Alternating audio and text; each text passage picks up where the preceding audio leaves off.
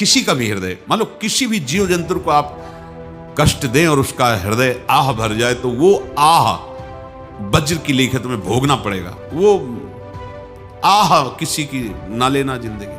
कोई ऐसा कोई आह भर करके कह दिया तुम समर्थ हो, हम तो कुछ कर नहीं सकते, और अंदर से दुखी, फिर तुम्हारी सामर्थ्य काम नहीं करेगी, मिट्टी में मिला देगी। जो कर रहे हैं कोई देख नहीं रहा, कोई हिसाब किताब नहीं, जो कर रहे हैं अवश्य में भोक्तव्यम, बहुत सावधान।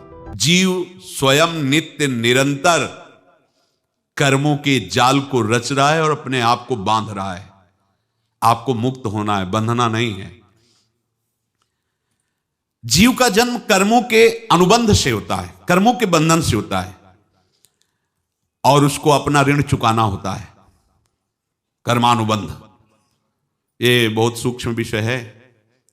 जैसे आप जिस परिवार में जन्म लिए हैं, तो उस परिवार के लोगों से आपका ऋण है, इसलिए उसी परिवार में आप आए हैं।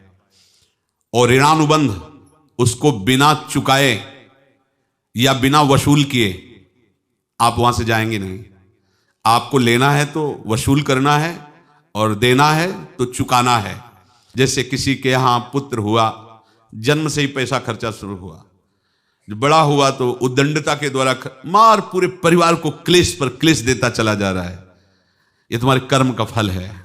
या ऐसे शक्तिहीन बुद्धिहीन ऐसे पागल पूरे जीवन सेवा करो, तुमसे अपना हिसाब चुकाने के लिए वो आया है।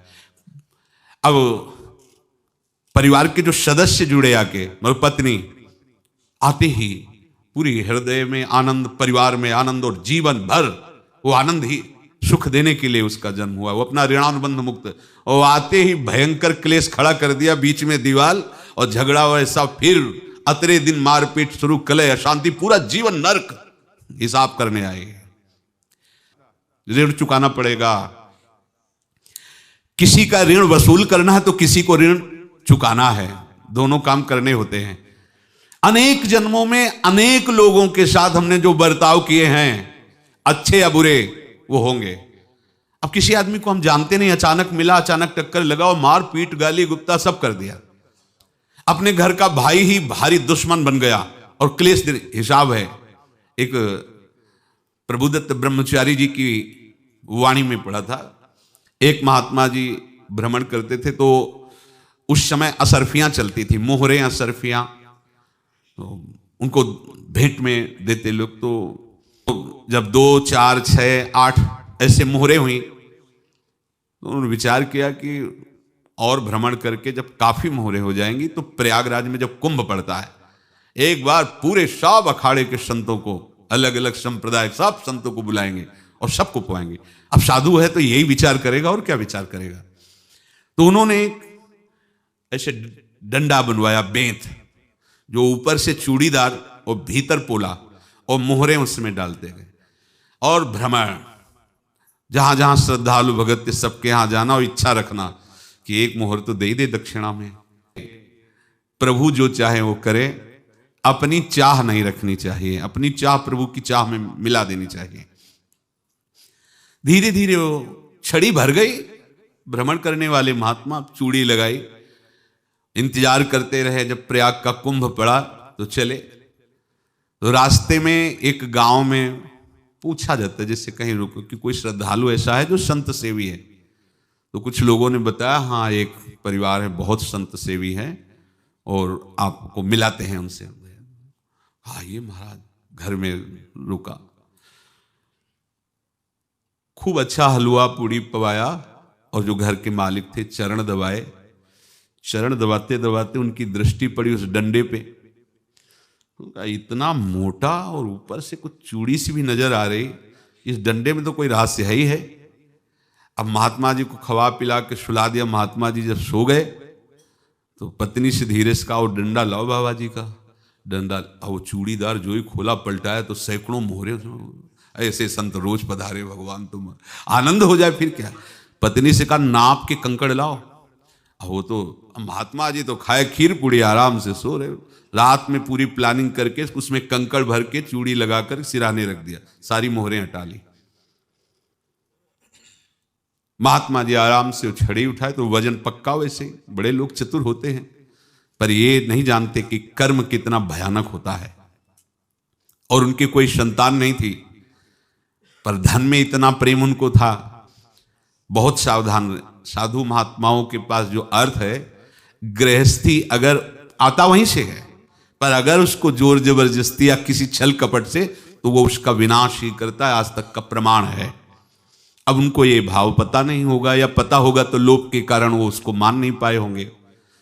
महात्मा जी गए प्रयाग में, किसी अखाड़े पर रुके और वहां प्रार्थना की कि कल जो है संपूर्ण अखाड़ों का निमंत्रण किया जाए और सब संतों को भोग पवाया जाए और उनको दक्षिणा भी दी जाए। महंत ने सोचा कि बहुत बड़ा है तो उत्सव है, क्योंकि प्रयाग में कितने हजारों संत महात्मा सब। उनका महाराज बोरों इसमें चीनी और टीनों घी लगेगा, सब व्यवस्था। बोले आप मंगाइए, एक एक हिसाब हम करेंगे, हमारे पास सब व्यवस्था है। बोले कुछ तो पहले दे दो, इकट्ठे देंगे हम। उनको था कि अगर हम छड़ी खोला और 2-4 मोहरे दी, किसी को पता लग गया तो गड़बड़ हो सकती। बोले हम भंडारे के समय आखिरी में सब कुछ आपको दे देंगे। ठीक है। वो अपने पास से पैसे लगाकर खूब जितना सामग्री सब लाए, लाखों की, और सब संतों को निमंत्रण कर दिया। संत जन निमंत्रित हो गए, भंडारा बन रहा है। तब वहां के महंत है, उनका देखो भंडारा भी बन रहा है, संतों को निमंत्रण। अब आप अर्थ की व्यवस्था कीजिए, क्योंकि इतनी बड़ी हमारी सामर्थ्य नहीं थी जितना हमने किसी तरह हमने व्यवस्था की। अब मुझे अर्थ चाहिए, तभी आगे की व्यवस्था बढ़ेगी। संतों को दक्षिणा देंगे और जिनसे अर्थ लिया उनको दे। देखो रसोई बन गई सब। उनका छत में विश्वास नहीं तो ये अभी चूड़ी खोली। उनको तो था ना कि मोहरे हैं कंकड़। तो अब जैसे कितना उनको सदमा लगा होगा, हजारों संतों का निमंत्रण, रसोई बन, मतलब संत हो के छल कपट। तो उनका महाराज आपने तो हमारा नाश कर दिया, जो महंत थे। अब बताओ रसोई बन गई, संत निमंत्रित हो गए, और आप ये कंकड़ दिखा रहे हैं हमको। आपने तो हमें बर्बाद कर दिया, हमारी इतनी सामर्थ्य नहीं थी, आप पहले बता देते। संत होकर ऐसा छल कपट। अब वो बोले तो क्या बोले, क्योंकि उनको पता था कि मोहरे हैं इसमें। अंदर से उनका चिंतन गया उसी सेठ के पास, अच्छा ऐसा धोखा हमारे साथ किया, भोगोगे तुम। ये जो निकलता है ना भोगोगे, ये अकाट्य होता है। क्योंकि किसी का भी हृदय, मान लो किसी भी जीव जंतु को आप कष्ट दें और उसका हृदय आह भर जाए, तो वो आह वज्र की लेख है, तुम्हें भोगना पड़ेगा। वो देखो भीष्म जी को भोगना पड़ रहा है ना। सांप को ऐसे धनुष की नोक से उठाया और बंबूल के कांटों के ऊपर फेंक दिया, कई दिन तक सेदा हुआ, वो आह भर करके मरा। तो आपको 6 महीने बाणों की सैया पर आह किसी की ना लेना जिंदगी में। कोई ऐसा कोई आह भर करके कह दिया तुम समर्थ हो, हम तो कुछ कर नहीं सकते, और अंदर से दुख, फिर तुम्हारी सामर्थ्य काम नहीं करेगी, मिट्टी में मिला देगी। फिर ये तो संत थे और भगवत आराधना के लिए, संत आराधना के लिए ही ऐसा किए हुए थे। अब इनका कैसे मुंह दिखाएं, अब क्या करें। सुबह संत जन आएंगे, सबके बीच में हमारी कि देखो इन्होंने, अब क्या करें। गए और संगम में जाके छलांग लगाई, अपने प्राण त्याग दिए। अब उनके तो पास मोहरे थी और व्यापार बढ़ा, और 9-10 महीने बाद ही लड़का हुआ।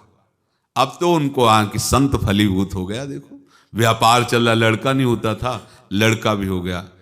बड़ा आनंद छा रहा है। जब से वो प्रकट हुए और धन की वृद्धि शुरू हो गई, पढ़ाई लिखाई में उनके खर्चा हुआ सब, बस बीमारी शुरू हो गई उनके शरीर में। अब उसमें पैसा जाना शुरू हुआ। इतने आसक्त वो दोनों हो गए कि कुछ भी हो, व्यापार ठप, संपत्ति बेचना शुरू। तो उन्होंने कहा कि बेटा मैं क्या कर सकता हूं तुम्हारे लिए। बोले हमारी अंतिम इच्छा है, प्रयाग चलो और जितने प्रयाग में संत महात्मा सबको एक बार भंडारा करवाओ, हमारी इच्छा अंतिम है। क्योंकि अंतिम यही इच्छा थी। तो बोले अब ज्यादा संपत्ति तो नहीं रह गई। तो बोले घर बेच दो, मेरे लिए ही तो है, बेच दो। मुझे लगता मैं बचूंगा नहीं, पर मेरी अंतिम इच्छा पूर्ण कर दो। घर बेच दिया, जेवर बेच दी। वहां गए, जब संत सेवा की तो बोले मुझे संगम तक ले चलो। संगम तक ले गए और बोले समझे तुम चुराए थे और हमने उसको छीना है, कुछ नहीं रह गया, तेरे पास कुछ, अब केवल ममता और आसक्ति में जलकर मर और नरक प्राप्त कर। मैं वही महात्मा हूं जिसकी तूने मोहरे ली थी, शरीर छोड़ दिया। महात्मा को जन्म लेना पड़ा और इनको दुर्गति भोगनी पड़ी। ऋणानुबंध, होश में। ऐसा नहीं कि आप जो कर रहे हैं कोई देख नहीं रहा, कोई हिसाब किताब नहीं, जो कर रहे हैं अवश्य में भोक्तव्यम, बहुत सावधान।